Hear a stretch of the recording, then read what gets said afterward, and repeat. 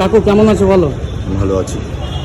তো কাকু এবার নতুন কি আকর্ষণীয় হতে চলেছে আমাদের প্যান্ডেলে? দেখো, এবার যেটা আমাদের আকর্ষণীয় থিম সেটা হচ্ছে প্যাগোডা টাইপের বৌদ্ধ মন্দির। তার ইন্টেরিয়ার ডেকোরেশনটা আমরা ফেলে দেওয়া জিনিস দিয়ে করছি, কদবেলের খোল।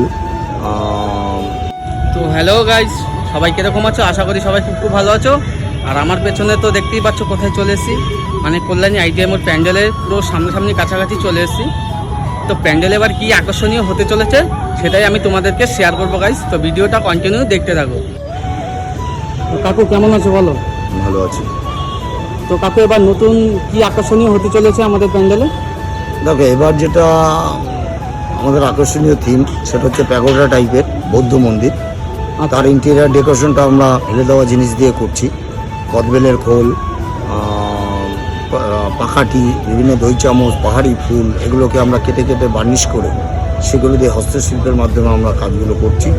এবং বাইরে থাকছে আমাদের প্লাই এবং তো সম্পূর্ণ ফাইবার, যেটা আমাদের হোয়াইট কালার হবে, সাদা কালার হবে। আচ্ছা, তার মধ্যে যাতে আলোকসজ্জা আমাদের খুব উজ্জ্বল লাগে, তার জন্য আমরা সাদা রাখছি।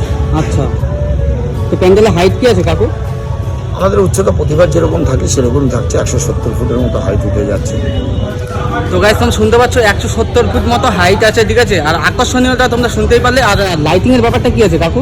লাইটিং প্রতিবারের মতো যেরকম চমক থাকে এভাবে চমক থাকছে। প্রতিমারও আমাদের সোনার অলংকার দিয়ে সাজানো হচ্ছে, সেই চমকও থাকছে। তো এবছর কিরকম ভিড় হবে তোমার কি মনে হচ্ছে? প্রতি বছরের রেকর্ড প্রতি বছর ভাঙে, এবছরও গতবারের রেকর্ড। তো বলছে এবছর নাকি আরো বেশি ভিড় হবে, ঠিক আছে।